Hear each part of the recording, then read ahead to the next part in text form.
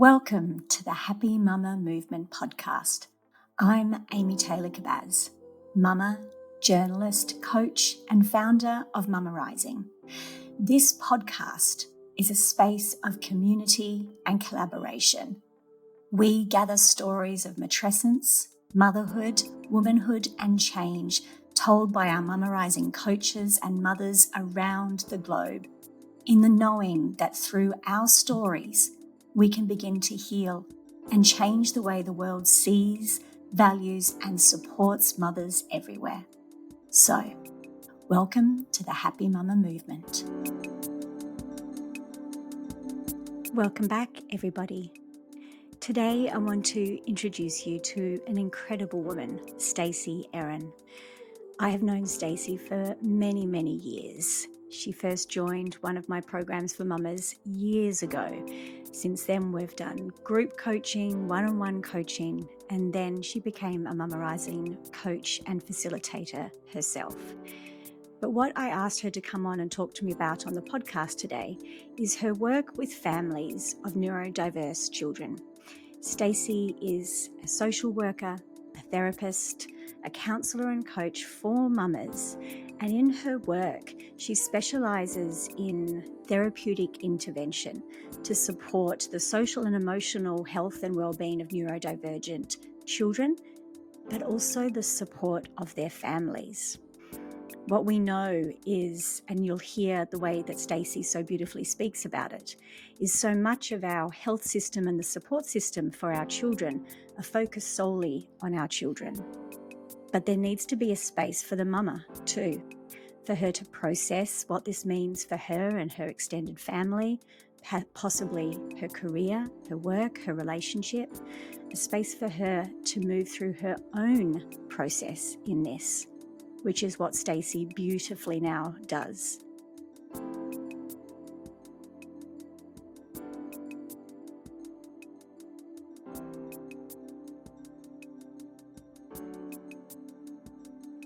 Beautiful Stacey. Beautiful Stacey. Welcome to the podcast. Hello.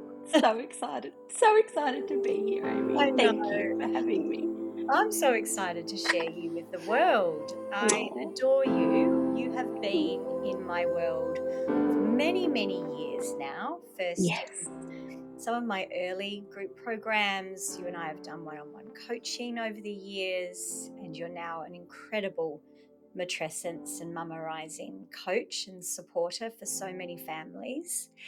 Thank you. And in particular, I just adore the way that you have, over the years I've known you, had such a clear focus on how you want to support the families that you work with, and shifting that focus not away from the children, but to include their mothers. Yes. So this is such an important conversation because I have so much to say about it as is. well. So let's dive in. Let's do First it. of all, for those who, are just landing here, tell us a little bit about your experience of becoming a mother, and perhaps what made you, first of all, reach out and look for places where you could have conversations around your experience of motherhood. Sure. We've only got half an hour. I'll do it quickly. Because, as I said, medicated, caffeinated, hydrated, regulated. Let's go. We're good to go. So when I first reached out, and I'll talk about how I met you, because that was the start of my different journey. So before that, I was, the Facebook perfect mum that threw the birthday parties and, 3 kids under 4 and doing it really well and happy family and, like on the inside crying. Well, a lot of crying because my children cried a lot. Those nights of crying and not feeling connected at all, not knowing how to do it, I guess. And I don't know how to say it any differently. I loved it. I loved being a mum. I knew I wanted to be a mum. I was so lucky. I fell pregnant very easily. 3 beautiful children, 3 under 4. And I loved it. But I also lost myself completely. and I didn't know how to do it. Um, Mm. so my marriage evolved about 6 years ago, and I stepped out on my own, which was one of my better decisions, I must say, now looking back on it. Mhm. And then COVID hit, so really grateful that I was set up in my own home with COVID. And then I had a job in a school, so I'm a social worker. I'm also teacher trained. So I was a teacher for a while. And at this time, I was being a social worker in a school, so wellbeing. So, like I'd worked as a teacher, so I loved being in the school environment, but I loved working one-on-one with kids. I love playing with kids, connecting with kids. It gets me so excited. And I'd done that for quite a long time. And then in COVID, because, I like to live on the edge. And now knowing that I have ADHD, because I have ADHD, everyone that didn't know, I sort of did things for about 2 years. So like I was 2 years in my first job, then 2 years, like back to uni, 3 years teaching, like I can't really do it for longer than that. And then I was at this beautiful small school, and I was like, I can't do what I want to do with these kids. I can't do it. One of the reasons I couldn't do it was because I was driving to 3 different drop-offs. And this is like, how you have that moment where you're like, you just know you can't do it anymore. Like it's your Mhm. rock bottom, I guess. That sounds dramatic now, but it was, because like I had the 3 kids. I'd drop one at daycare, then one at kinder, and one at school. And then I'd have to be at school by 8:30. Oh. Like, and you haven't slept all night, you're by yourself. And I just pulled over one day and was just crying in the car, just being like, I can't go to my job and help people, because again, I'm an empath and I feel everything and I take everything on. And then that was when I knew things had to change. So I thought, oh, look, you know what I'll do? I'll start a business, because that's an awesome idea in the middle of COVID. I did. I left my job. I love it. I still love it was beautiful. Nothing happened. I just thought, no, I got to do it differently. And then I started working one-on-one, and it was with a group of pediatricians. So it was like this pediatrician's office, and I was able to start my business with no outlay of cost. Like I just paid them like half of my client rate. So it's sort of like Mm. super risky, but like to live on the edge. And it just worked. And back then I wasn't focusing on ADHD. I'd worked a lot with autistic kids in schools and run small groups and anxiety and all that sort of thing. But back then I was sort of more focused on becoming a mental health social worker, because that's what I sort of knew. And I knew I wanted to work with children and teenagers. And I never thought I'd end up working with mums. I'm a bit like you. I would never think I would have anything valuable to Mm. share with another mum. And back then, no way. Like that wasn't on the cards. Then I started working with kids and became pretty passionate about including mums in that process. And I say mums, and I don't say mums and dads, and that's come through a few years, mainly because I only see mums. I do have a couple of beautiful dads, but there are other people out there to support dads. That's not my passion. That's not my journey. So I'm not being disrespectful. This is just my Mhm. journey. And that's what Mhm. I'm here to do, is be Mhm. there for mums. Um, and so then I outgrew that office and I moved to another office, and I started working with kids. I left one system that I didn't like, the education system, and have now fallen upon the NDIS system, which is another system that I'm struggling with, but Mm. that's for later on. And then in this journey of doing the business jump and being a mum, I did it so I could be at home with the kids. I did it so I could have flexible hours. I did it so that when they went to their dads, I could work. And I did. I worked really hard. I worked every second weekend when they weren't there. I worked Saturdays and Sundays.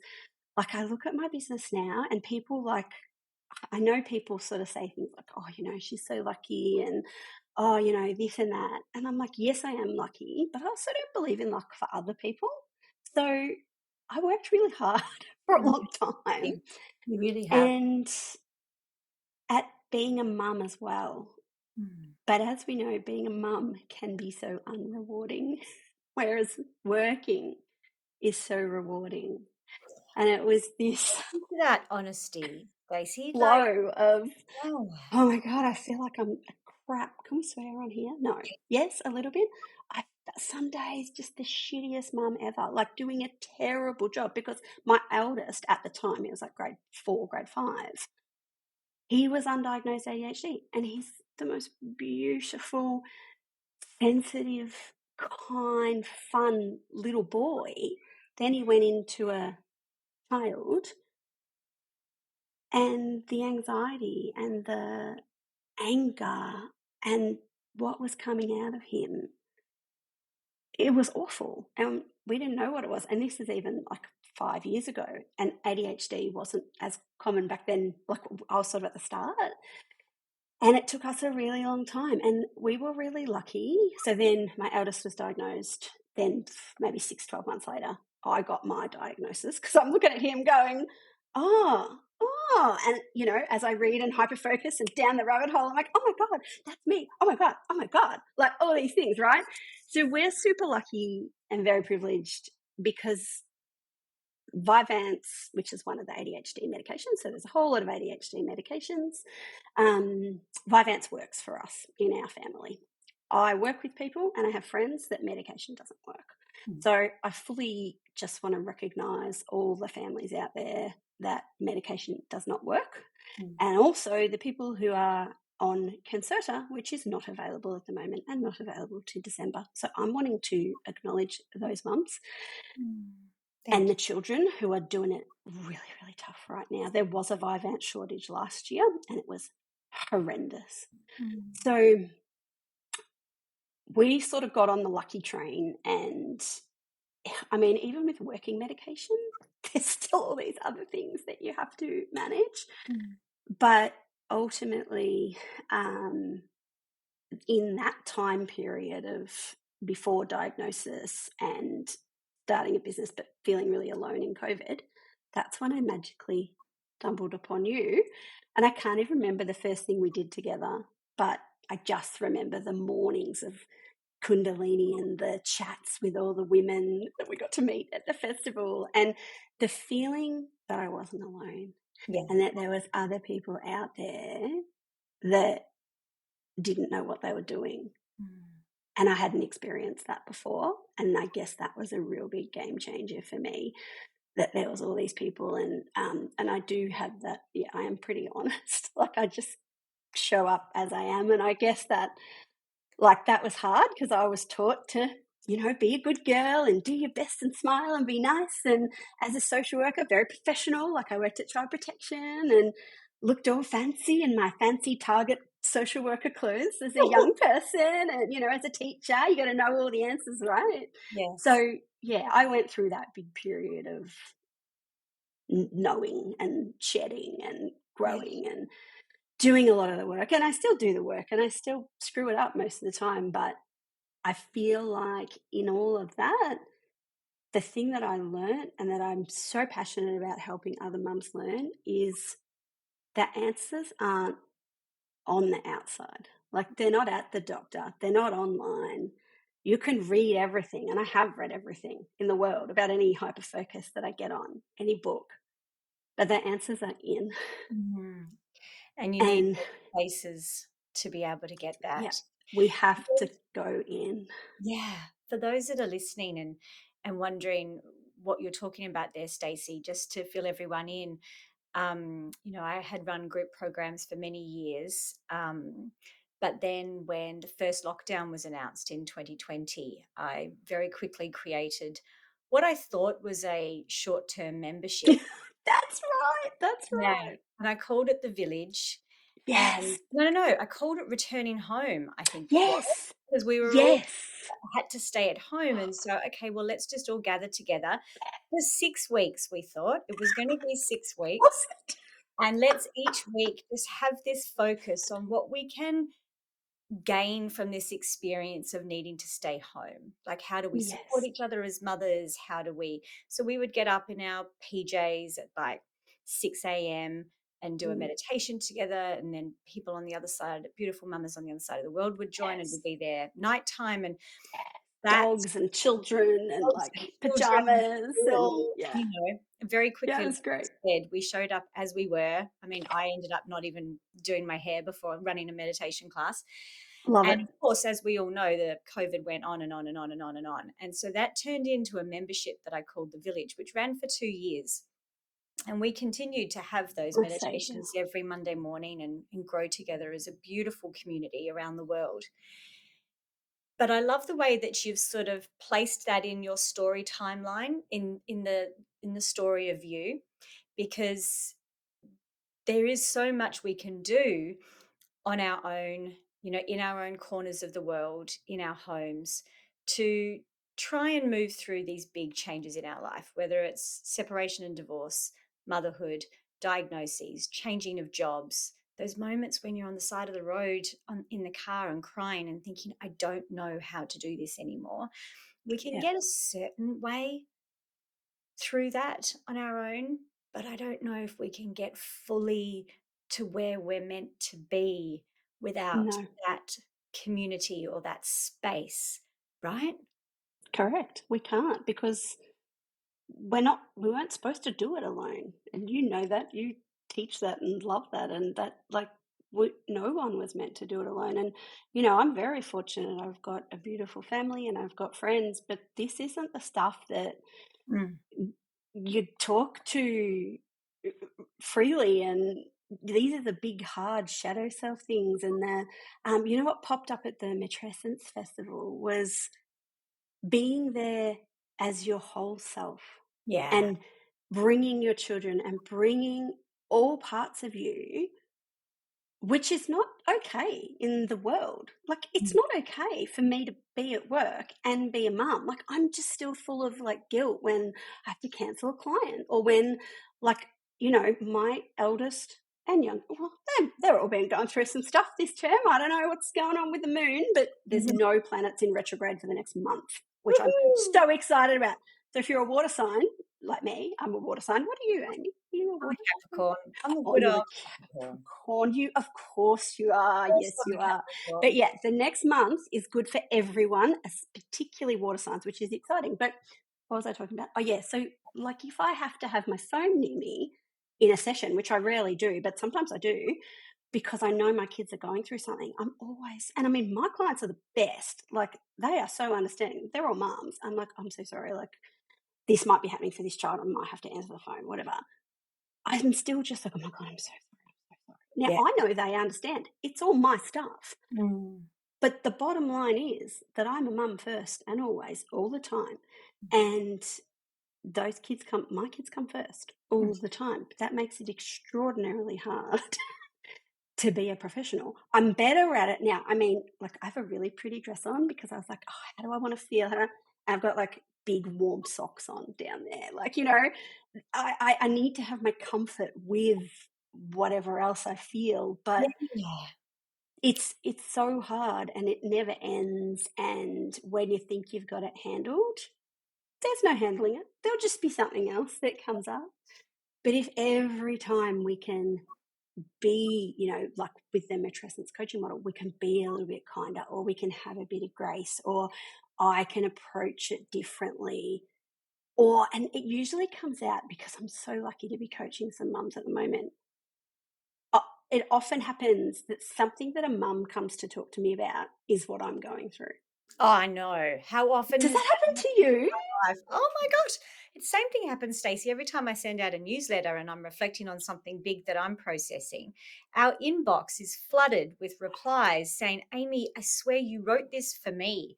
I don't know why that happens. I think that there's a universality, if that's a word, of our Of course. experiences as mothers and as women. Like, it's almost, I often think, and you know this, Stacey, I often think of it as like this road that we're walking down, and there's like the predictable paths and turns of raising children and figuring out how to be in relationship and build a career, that pretty much the road will always move through those places. And we just seem to be, Mm. either a little bit forward or a little bit backed from the Mhm. other person. Mhm. But we need a place where we can, literally show up for a group call or a meditation or whatever it was, with Yeah. a kid in the background. How many times, and I say this with such divine respect, I don't know how Yeah. many times I've seen, boobs whipped out during a Oh, call, yes. because Yes. the baby needs you. It needs Yeah. to be normalized. So can we reflect on what you've done with this beautiful knowledge of the importance of creating the space for mums to perhaps even like break down, cry, Mm. ask Sure. ask the really awkward and sometimes uncomfortable questions out loud that they want to ask, like, Yeah. what about me? What does Yes. it mean? So if your child's just been diagnosed or they're going through a big thing that they've come to see you about, we don't normalize that a mum may be asking herself, I don't know if I can actually keep my job with Yep. this anymore. But you Oh, don't want to say that out loud because you don't want to be selfish. It's not meant to be about you. So could you share with everybody how you have tried to restructure the support for families through your work, and what mothers really need and get from that? okay. Yes. Yes, I can do that. Um, Before I answer that, one thing that was important about sitting with other people and with you, and there's another beautiful, who I know she's a friend of yours, beautiful Lisa Corduff. I sat in a few of her groups as well at that time. Mm. And what I learned from that, which I never knew, honestly, it blew me away. It's okay to be late as the leader of the group. It's okay to not do your hair. It's okay to cancel. So Mm. I couldn't be who I am now had I not seen other successful, in my eyes, successful, because back then, not that I ever see myself as a success, but back then I was a flaming hot mess. But to see other people show up who are running groups and doing things be late, because I'd never seen that, because in the world I live in, you just have to be there and on time, and if you're not, then oh my god, right? Yeah, So that's that was a very really true. important part of my learning. Mm. um Thank you for saying that. I and totally recognize that as well. Yeah. yeah, you're welcome. And also being allowed to cry and Mm. show emotion was Mhm. quite a new thing as well. But not so, but from a professional point of view, I am much better now at being okay with being late, because that's life with children. I'm not just sitting out, you know, hugging the trees. I mean, I do that in my own time, but I'm not doing that when someone's waiting for me. Like, if Yep. I'm late, there's a good reason, and people know that. Anyway, so to answer your question, yes, I can. So I worked with children. I am not a play therapist or an art therapist. I'm very clear about stating that, but I use play and art because that's how kids learn. They learn through play. So I am now very confident in what I do, and which is great. That's taken me a really long time to be able to say those words, which is exciting. Woohoo, go me. But in that, and so respectfully, and I've said this to my clients, so I'm not scared of saying this. You can bring your child to me, like once a week, for 50 minutes a week, for 8 weeks, and I will love that. And bless if you've got NDIS funding, because then you don't have to pay for it out of your own pocket, and that's fantastic. And I will move your child. Like, I will be able to help your child feel better about themselves, learn some tools and strategies, might uncover some things inside. Absolutely, I can do that for you.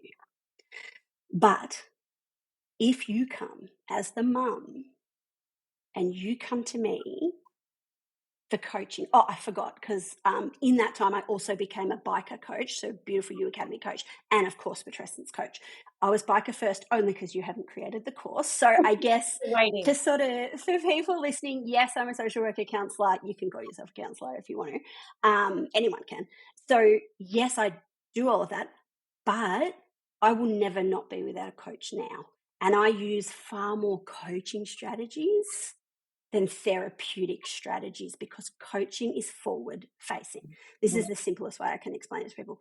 Coaching is, you set your goal, and not your like, I'm going to lose 10 kilos goal. You set your beautiful, like deep, what's one of mine at Feelings the based. moment? Yeah. Like, I want my life to be joyful, or whatever it happens to be that you're working on, right? And you take steps towards that goal. Therapy is very different. It's unpacking backwards, right? Mm. So, yes, I do both of those things. Yes, I can do it with your child. But if the mum could come in, and my structure is 6 sessions over 12 weeks, and I can move you 1,000 times further Mm. than your Which then child. flows on to the child, right? Yes, of course it does. And the other children and the wider community. And the reason, like, because I really sat down to think about this last night, about if mums can take away one thing from the conversation that we're having today, like, and I'll get to other tools and strategies and all that sort of stuff. But the one thing is, if you can regulate yourself, or if you can really help your vagus nerve. I was going to talk about the brain, but I can't help it. So your vagus nerve is connected up into your brain, and then your amygdala turns on, and then your thinking brain turns off, right? And there's all this new research out, and particularly if you're neurodivergent, or your children is your child neurodivergent, we get so overstimulated, and it's like 400% more input. 400. You know how much that is? Sight, sound, like, no wonder we're freaking overwhelmed, and we need this downtime, right? So when your child uses everything to get through a day, and I mean, like, these kids are using everything they've got. They're masking, they're holding it in, they're thinking they're different. And they come home and they lose their shit because you said, can you just pop your bag away? And then they're like, oh my God, oh my God, I hate you, oh my God. If you're up here going, oh my God, can you just put your bag away? And this is me, by the way, like, we all do this. That's no good to Spirals. anyone. Yeah. No And good. look, a perfect example of you saying it was great to see that women that you admire, or successful women, can be emotional, because I'm probably going to get emotional right now. Um, this is this is so freaking important, and why I'm so proud of what you're doing, Stacey, and really want this to be everywhere for every family, because I've shared on the podcast before, my eldest child has got ADHD, but also has a very significant mental health condition that, in the few years when we were trying to understand why she was feeling the way she was feeling, and it was incredibly scary, she was hospitalized for a significant amount of time, I could not believe that nobody, in all of the experts we were seeing, in all of the conversations, in all of those, come to an ADHD awareness session, everything, nobody was providing a space for me as her main carer Yeah. I know, Sorry. Yep. I know, and I'm going to cry Yep. too. Nobody was creating a space to sit down and say, are you okay? This is a Yes. lot. How are you going to manage? What are you Yeah. doing? My beautiful friends would say, what are you doing to look after yourself? But it wasn't, that wasn't it. I needed somebody to Yep. hold a space for me where I could say, this is so unfair. Yes. I actually Yes. thought I would finally be able to build my career now, and now it's gone again. Like, I needed Yes. to grieve. I needed to be scared. I needed to Grief. talk about myself in there, Yes. so that when she came back home, or she, had her moments, like you said, Yeah. I could be the steadiness that she needed. Yes. Stacey, why? Why do we not do I, this for these because the medical system, it's the systems. It is not us. And I preach this to my clients. Like, it is not your fault. It is not your fault, Amy. It is not my fault that I am the way I am. It is the systems that they are set up by males. They were run by males. They don't value talking and feeling and the need the I don't even have the right word for it. How amazing and therapeutic and healing, how healing it can be for a mother to feel validated and that it's okay. Mm. Like, I hand out permission in my sessions to mums, like, because that's what I needed at the time, which I never got, but hopefully I can give it to other people. I give you permission to not be a mum tonight. Like, you're doing a good enough job. Like, this is never said. It's always, oh, yep, okay, well, here, have this medication. And then, by the way, I'm not going to follow up with the medication, but if your kid's heart rate goes really high, just go to hospital and then deal with that system, and they'll just treat you like shit there. Or, you know, like, if the meds don't work, oh, I'm really sorry. There's nothing else we can do. Yeah. Oh, but NDIS, we're going to pull out social workers and art therapists and play therapists, and we're not going to fund that anymore. We're just going to fund OTs and speeches, which all power to them. They're amazing, but they are not enough because they are only doing a specific thing. So, right, this is another system failing mothers. Because there's about to be all these children who had a little bit of access, not much, but a bit, and it's all about to be taken away.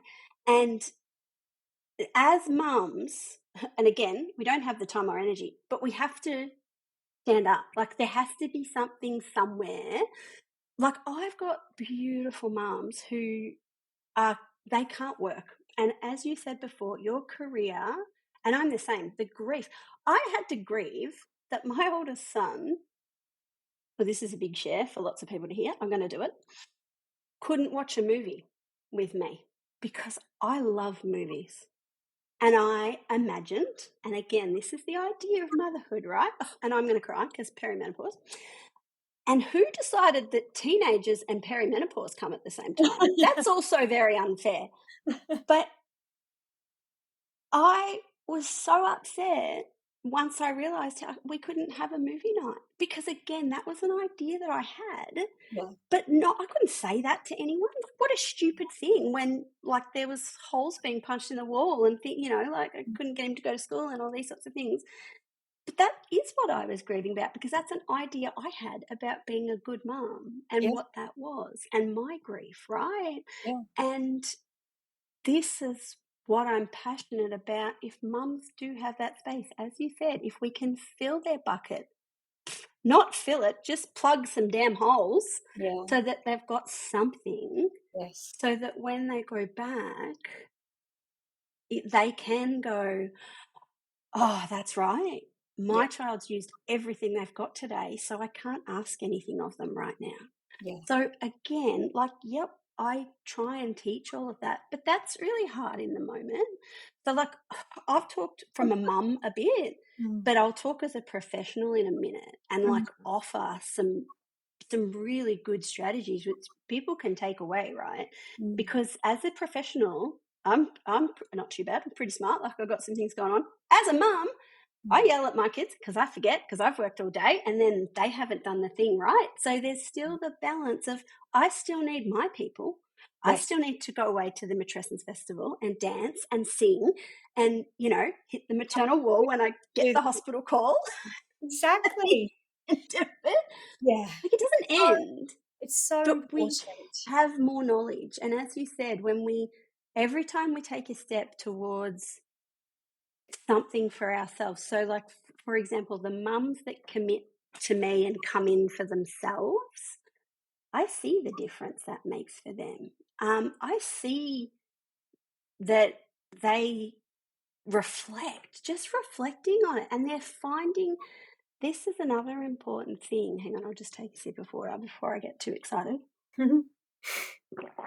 If mums can find what works for them and then just ditch a bit of the guilt around it, that's the answer, right? Yeah, for So sure. it might be exercise, it might be the gym, it might be walking, but it also might be going to the movies by yourself and eating, like tipping the whole bag of Maltesers into the popcorn and having the Diet Coke and the popcorn and sitting there and eating the whole thing for the movie. Like, is that Not just me? worrying about somebody interrupting to go to the toilet. Like, it's Correct. really getting down into what do you actually need. And I know you and I have spoken about that in our one-on-one sessions over the Yeah. years of like self-care for you could be like checking yourself into a, you know, three-star luxury Yes. hotel and Exactly. and like let's think about what you are really craving. What do Yes. you feel is and again, it's okay to use language like this when you've got a safe place to do it. What do you feel like has been taken away from you now? Yeah. What are you grieving you've lost by realizing this with your Yeah. children, with your family, with your situation? Your story about the movie night is so incredibly powerful. Um, I can't take my kids on family holidays, and that is my absolute Yep. favorite thing to do. Yep. It's all I remember about my childhood. All I wanted was for children who would jet around the world with no care. That was my Yeah. like if you'd asked me what do you want for your children, I want them to be citizens of the world. Yep. Can't do it. Can't even go on road trips at the moment. Mhm. That is like an ongoing struggle and grieving process. And the support system around us will say, well, we'll work on that in the session next week, in 2 weeks, or when you are at the top of the wait list. But in the meantime, these mums are at home and day in, day out, we are the ones that are being the regulators, the safe space, and the advocates for these divine children. Yes. Advocates is Advocates. And hard. that is a full-time job, advocating for your children if they're needing anything extra. Yes, it So is. I'm just so grateful for the way that you are talking about this beautiful. So we'll probably have to do more and we'll have to come back and have more podcast episodes together. But Okay, that sounds good. for now, what are some of the tools and ways that a mama who is feeling some version of what we've been talking about, either the grief or the exhaustion or the nervous system is just shot and one small thing tips her over because she's just holding so much. Yeah, What are some things that you can share with yeah. us on that? First thing is one thing. So for me, it was breathing in the shower. And this is when I was at my rock bottom, back a different time, a different rock bottom, when I just moved out. I just forgot how to breathe. And So that true. might sound silly to Yeah. neurotypical mums, but mums of neurodivergence, like we literally forget to breathe. Mm. So I found the only time I was by myself, because remember, like, oh, how old were they then? What was he? 4, 6, 7, maybe around that age group. Little, right? But still coming to the shower with you into the toilet. So the only time I had by myself was the shower. So I was like, okay, I have no time by myself, but I do when I hop in the shower. So I shut the door to the bathroom. Never done that before. Revolutionary. Create a boundary, like think outside the box, think big, think shut the bathroom door, right? It is big because we don't do that because we give everything. Mm. Create a boundary and start really small. Mm. So do 10 breaths in the shower. Or I think I did that thing, name 5 things that you see, 4 Mhm. things that you hear, 3 Mhm. things that you touch, 2 that you smell, whatever that one was. Because I forgot how to be in my body because I was in my brain so much, overthinking. So we have to get back to our body. We have to get back to the feminine. I speak a lot to mums about motherhood being masculine. So for people that don't know about that, and again, I learned that from you, and there's beautiful people out there that know way more than me. But again, I'm not a guru. I don't know everything. I'm just a voice, and this is my experience. Learning about my feminine, as in motherhood is masculine. Motherhood is doing. We are doing all the time. And we weren't made like that. We No. weren't made to do things all the time. We have to be like we're human beings. We have to be. So, like, I mean, I've learned how to rest a little bit now. That's a big one. That took me a very long time, but it started from the boundary in the shower. So you Yeah. can start really small and then you just keep doing it. And if you've got ADHD, yep, it sucks. Did you know that neurotypicals just like develop routines and then they just do it? Like they just go, oh, I'll have that for lunch. My beautiful sister, who's amazing, she's neurotypical, and she has so much insight because she reads and learns about my brain. And she's like, oh, yeah, so for me, I just decide that's what I have for lunch. And I'm like, oh, my God, what, really? But what if you don't feel like it? And she's like, well, I just do it anyway. And I'm like, oh, my God, like that blows my mind, right? So I fully recognize that this isn't easy. Like it doesn't come naturally. But again, you're going to put energy into your kids anyway. And this is what I held a long time ago. You're going to put the energy in when they're having their outbursts, when they're crying, when they're melting down. You're going to be putting your energy in there, right? Because it's emotions, it's energy in motion. That's the meaning of the word. So if you put the energy in a different way, like creating a boundary, like, no, you can't come into the shower because I need 5 minutes, right? And my kids were physically like punching on in the hallway back then. Like, I kid you not, it wasn't easy. But I went, oh, well, you know what? Oh, well, like I make this choice. Choose your hard. It's all hard. Choose your hard. So find a boundary, make a boundary. Find something that helps. If you can build it into a habit, go you, well done. Or just do it like me and go, I'll just do it for as long as it feels good. And when it doesn't feel good, then I'll think of a new thing. Yeah. Because that's more fun and that's a dopamine hit. So if I want to drink more water, I can't just go, oh, I need to drink more water because I know that makes me feel better and then I'm a better mum and I can talk and I hydrate. I now know to drink more water, I need a new drink bottle. Now, I have 8,000 drink bottles, but that's not the point. I don't like any of those because they don't give me a dopamine hit.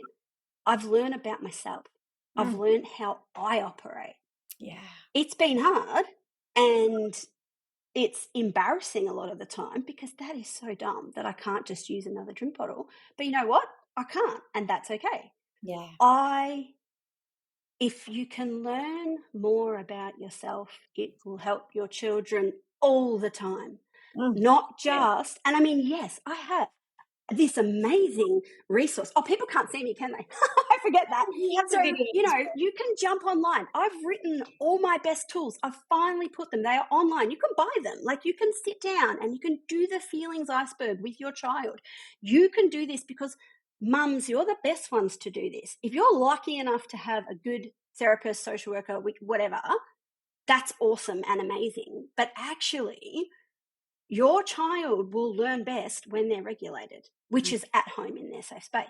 So if you spend the time and money on getting yourself regulated or going to a coach or whoever you want, you go and do that, then you come back and you'll have better priorities, you'll have boundaries, you'll have ideas, and you'll have energy to then put into your child, and it'll be more meaningful and it'll be more amazing and you'll be stronger.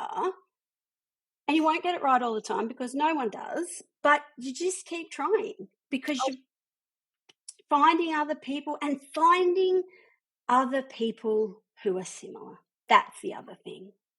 So if you've got neurosparkly, I say neurosparkly for neurodivergent, and I've concentrated really hard on that, but I've finished concentrating now. So if you've got a group of beautiful friends that have neurotypical children, that's really lovely, and you can still go out for dinner with your friends, whatever you do together. But you can't expect them to understand you, and through no fault of theirs or yours, you're not going to find what you need. You have to have friends that have neurosparkly kids because they operate entirely differently and your problems are entirely different. And if you want a mum friend, it has to be like that. That's another really hard truth that I fully agree. believe in. Or join a village or a community, or I'm about to start an online village. I ran a real life one, which was amazing, but there's so many women that don't live in Bendigo, and like we will gather in person for the ones that are in Bendigo, but I am going to start an online one because the need is there and we need to be heard. So connect, boundaries. Yes, buy the resources. Follow people on socials that make you laugh. Like, be fun about it, because if you don't, like, you'll just cry. And I know I say that with love because we do a lot of crying, but like, I have all the tick charts, and I actually love tick charts and I believe in them, and I know a lot of people don't, but they work quite well for neurosparkly kids for short term, right? But to make it work, you still have to remind your child because they can't remember. So instead of being like, oh, Amy, can you go get your shoes on?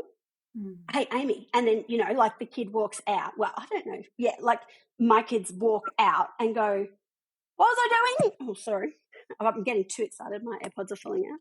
The kids are like, what was I doing? And I'm like, get your shoes on. But I do exactly the same thing, right? Because our brains actually don't retain that thing. So it's unreasonable to expect a kid to do that. So do a dance. Like, this is your get your shoes on dance. Like, and those sort of things, like music, dance, laughter, they are 10 times more powerful. And like, if you need more on that, Maggie Dent I love Maggie Dent. Connecting with your boys, rub them on the back. Hey, mate, need to get off your computer. Yeah, I know. I learned, but we can't do those things. Yes, if we're not. If we're dysregulated and burnt out, and I love how you said, and obviously this is not, technical professional advice, but spend some money and time and energy on getting you the support you need, the coaching therapy, the yoga class, the work, whatever it is, because then in the end, you're going to be the one at home following up on everything your child needs anyway. Like, that is the reality. In the end, it was me who got my daughter and her. That's right, Amy. Together, the two of us, we got her through that. There were some people around that helped once every fortnight for an hour. The rest, and that's the reality. So beautiful. I just really want to wrap up by just pointing out what you referred to. So this is you're amazing. Like, those that are watching on YouTube, there's this beautiful big collection of resources and tools and everything that you've put together, called the Kids and Queens Therapy Toolkit Book for Emotional Regulation. And it's for school teachers. Look, it was written, this version was for school professionals, but all my mums have bought it. I'm going to redo it for mums because, Well, we need both. We need these things for everybody who's supporting the families, but also, like we said, in the end, it's the mum and the parents, hopefully, who are doing all of this. And so all of the details will be in the show notes for everyone to jump on and download and purchase. And I know, Stacey, you would just, support anybody who reached out to you in the best way you can. And please put that membership together, because mamas really, really, really, really need that. Yes. I think you are spectacular. Oh, stop it. I love having you in my life. Thank you. Really I love you. I love you. I really want to celebrate the tenacity and resilience that you have had over the last few years to pull this all together and create this movement, I believe, in making sure that when, even through government support programs like in Australia, the NDIS, that when we put this support in place for families, it actually really does also support the family and not just the child with the diagnosis. We have to start doing that if we're going to turn this tide of extremely burnt out mothers. So thank you so much. Beautiful. My pleasure. Thank you so much for having me. It was amazing. And sorry if I talk so much. I get so excited about it. No apologies here. No, I love it. All of it. Yeah, Stacey, so much fun. Thank you for having me. Thank you.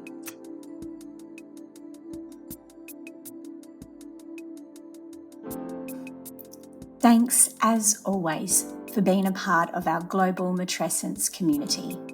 Please take a moment and make sure you're subscribed to this podcast in your podcast player so you can always be notified of our next episode. And if you would like to work with a coach on your own experience of matrescence, please go to mamarising.net and explore our directory of phenomenal coaches, workshop leaders, space holders and facilitators around the globe. You can also explore our Global Matrescence Foundation and consider donating so a mama in need can access the support of one of our coaches and still ensure that our coaches receive the income and support they need so they can continue to work in this way. And finally, if you would like to be a coach, a facilitator and a matrescence activist in your own community, jump on our waitlist for our next intake of the Mama Rising Facilitator Training at mamarising.net. Thank you for being here and being part of this movement. Until next week, bye.